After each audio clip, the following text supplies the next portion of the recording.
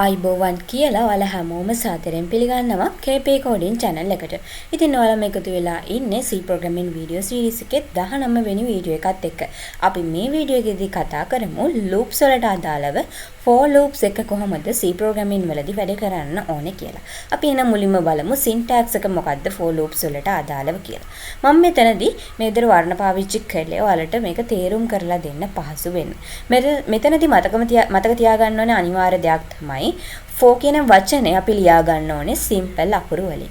ඒ වගේම initialization එක, condition එක, increment එක, එහෙම නැත්නම් decrement එක මේ හැමදේම අපි brackets ඇතුලේ ලියා ගන්න ඕනේ for loop එකට පස්සේ. ඒ වගේම මේවා එකින් එකට වෙන් කරගන්න අපි semicolon පාවිච්චි කරන්න ඕනේ අනිවාර්යයෙන්ම. එක අනිවාර්ය දෙයක්. ඊට පස්සේ මේ for loop එකට අදාළව අපිට ලියා ගන්න ඕනේ codes. run කරගන්න ඕනේ codes මේ විදිහට curly brackets ඇතුලේ ලියා ගන්නත් මතක තියා ගන්න ඕනේ. අපි එහෙනම් දැන් උදාහරණයකට ගිහින් බලමු මේ දේ කොහොමද සිද්ධ වෙන්නේ කියලා. initialization එක කියලා කියන්නේ හිතන්න ඔයාලා දන්නවා variable එකක් declare කරාට පස්සේ variable එකට value එකක් assign කරගන්න පුළුවන්. ඒ විදිහට declare කරගත්තු variable එකකට value එකක් assign කරගන්න අවස්ථාවට තමයි අපි initialization එක කියලා කියන්නේ. ඒ වගේම condition එක කියලා කියන්නේ initialize කියන්නේ value එකක් assign කරගත්ත variable එක යම් විමසීමකට ලක් කරනවා. අන්නේ කොන්දේසියට තමයි අපි condition එක කියලා කියන්නේ. ඒ වගේම increment එකක් නැත්නම් decrement එකක් කියන දෙකෙන් එකක් පාවිච්චි කරන්න පුළුවන්. මෙතනදි සිද්ධ වෙන්නේ මේ විදිහට value එක assign කරගත්ත variable එකේ value එක increment වීමක් හෝ decrement වීමක් තමයි මෙතනදි සිද්ධ වෙන්නේ. ඉතින් decrement operator increment operator ගැන දන්නේ නැත්නම් මම ඒ ගැනත් වීඩියෝ එකක් කරලා තියෙනවා. ඒ වීඩියෝ එකේ link එක උඩ card එකකින් දාන්නම්. ඒ වීඩියෝ එකත් බලලා ඉන්න. එහෙනම් අපි දැන් උදාහරණයකින් මේක තේරුම් ගමු. මම මෙතන ඉතාමත් පුංචි සරල උදාහරණයක් අරන් තියෙන්නේ. හිතන්න මේ x කියන variable එක මීට කලින් declare කරගෙන තියෙන්නේ කියලා. එතකොට ඒ declare කරගත්තු x කියන variable එක මේ for loop එක ඇතුලේ මේ විදිහට value එකක් assign කරගන්නවා 1යි කියලා. value එකක් 1යි කියලා assign කරගත්තට පස්සේ මෙතන දීලා තියෙනවා condition එකක් x කියන variable එකට අදාළ අගය 6ට වඩා අඩුද කියන condition එක දීලා තියෙනවා. මෙතනදී මේ variable එකේ අගය 1 නිසා මේ condition එක true වෙනවා. true වුණාට පස්සේ මේ for loop එක ඇතුළට ගමන් කරනවා. ඇතුළට ගමන් කරලා මේ for loop එකට අදාළව තියෙන සියලුම codes ටික run වෙනවා. මෙතනදී නම් තියෙන එක code එකයි අපි ලියලා තියෙන්නේ printf statement එකක් විතරයි දීලා තියෙන්නේ. මෙතනදී කියන්නේ x print කරගන්න කියලා. x integer value එකක් නිසා %d format specify එක පාවිච්චි කරලා තියෙනවා. print කරගන්න කියලා. print කරගන්න මෙතන මේ විදිහට එක print වෙනවා. මේ විදිහට මේ තියෙන codes ඔක්කොම run වුණාට පස්සේ යන්නේ මෙතන නම් තියෙන්නේ increment operator එක. increment එකට තමයි යන්නේ.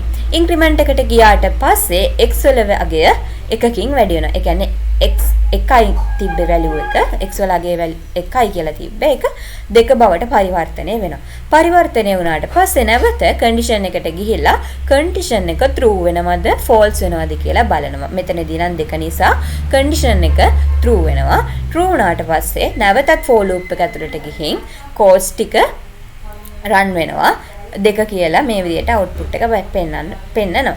ඊට පස්සේ නැවත මෙතෙන්ට codes එක run වුණාට පස්සේ increment වලට ගිහින් එකකින් increment වෙලා 3 වෙනවා. condition එක true නිසා run වෙනවා. 4 5 කියන අවස්ථාවලදීත් condition එක true වෙලා මේ for loop එකට අදාළව තියෙන සියලුම codes run වීමක් සිද්ධ වෙනවා.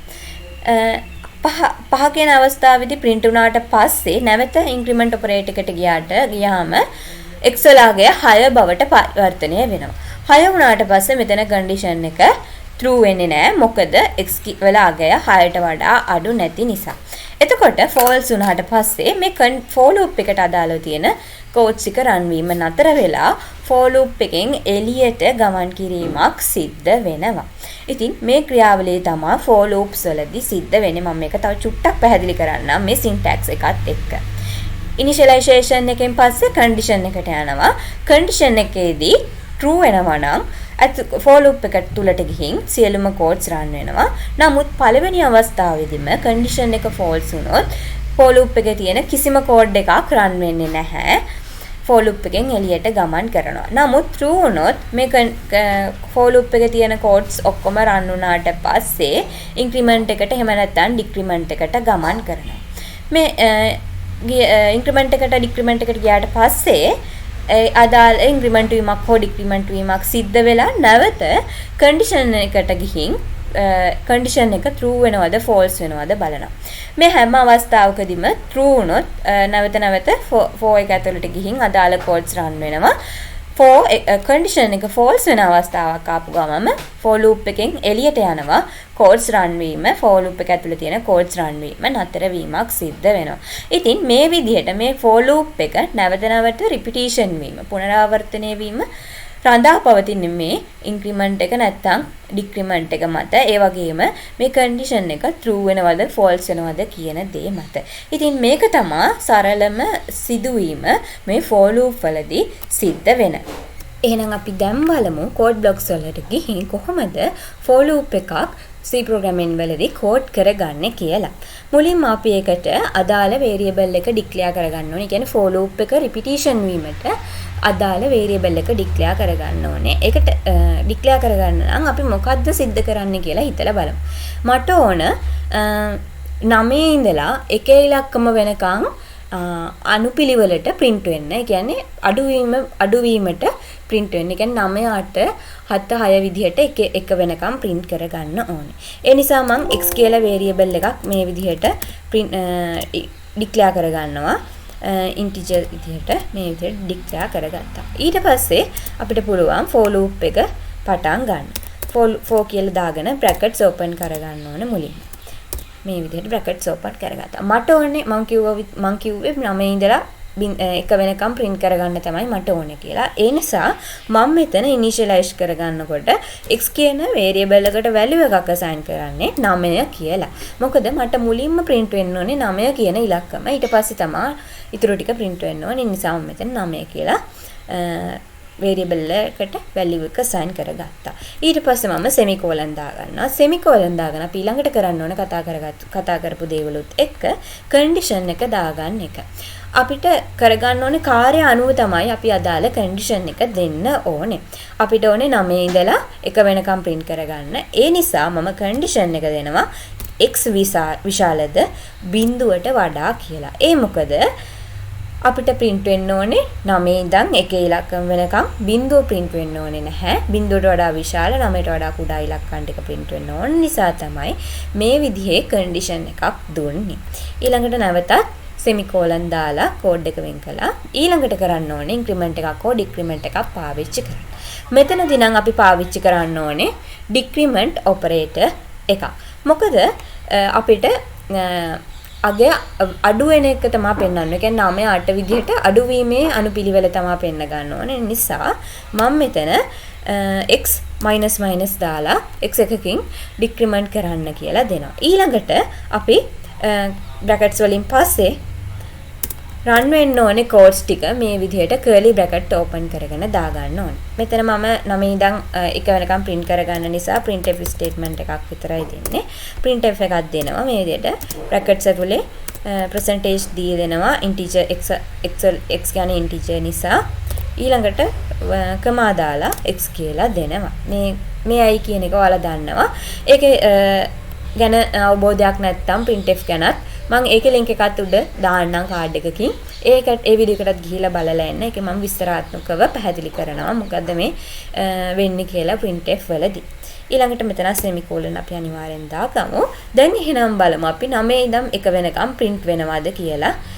අපි කතා කරගත්තු විදිහට අපි ලියාගත්ත code එකෙන් මේ විදිහට ඔයාලට බලා ගන්න පුළුවන් run කරාම මේ විදිහට output එක එක දිගට 9 8 7 6 5 4 3 2 1 කියලා print වීමක් සිද්ධ වෙලා තියෙනවා. මේක එකින් එකට යටින් යටට print කරගන්න ඕන නම් මේ විදිහට new line දුන්නාම ඇති මෙතනට new line දුන්නාම ඔයාලට බලා ගන්න පුළුවන් මේ විදිහට එකින් යටින් යටට print වෙලා තියෙනවා 9 ඉඳන් 1 වෙනකම්.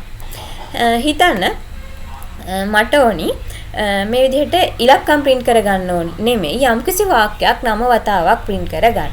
ඒකෙදි මේ කෝඩ් එකම පාවිච්චි කරන්නත් පුළුවන්. එතකොට මෙතන අපි x අයින් කරගන්න ඕනේ. මෙතන වාක්‍යයක් දෙනවා අපි ඩබල් කොටේෂන් ඇතුලේ මම දෙන්නම් kp coding කියලා නිකන් වාක්‍ය kp coding කියලා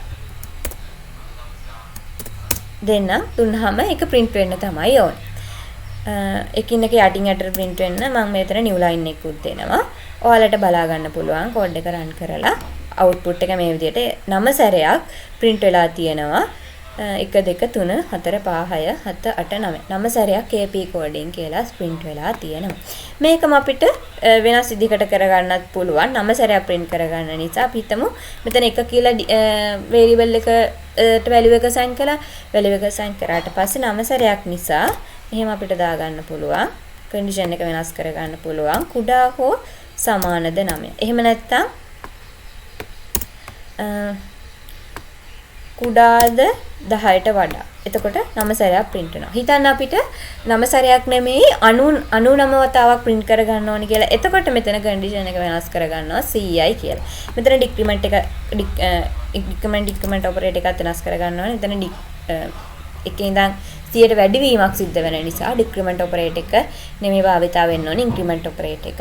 ඒ විදිහට අපිට පුළුවන් මේක 99 වතාවක් print කරගන්න. 100 වතාවක් print කරගන්න ඕන නම් කුඩා හෝ සමානද දුන්නාම 100 වතාවක් print කරගන්න පුළුවන්. මම output එක පෙන්නන්නම් run කරලා. ඔයාලට මෙතන බලා ගන්න පුළුවන් මේ විදිහට print වුණා. මෙතන 100 වතාවක් print වීමක් සිද්ධ වෙලා තියෙනවා. ඉතින් මේ වගේ දෙයක් තමයි අපිට for loop භාවිතා කරලා කරගන්න පුළුවන් programming වලදී. මීට වඩා දියුණු අවස්ථාවක් තියෙනවා. ඉතින් ඔයාලා ඒ වගේ examples try කරලා බලන්න. kp coding එක දිගටම එකතු වෙලා ඉන්න. අපේ videos ගැන අදහස් comment section එකේ දාන්න අමතක කරන්න එපා. kp coding channel එක subscribe කරන්නත් අමතක කරන්න එපා.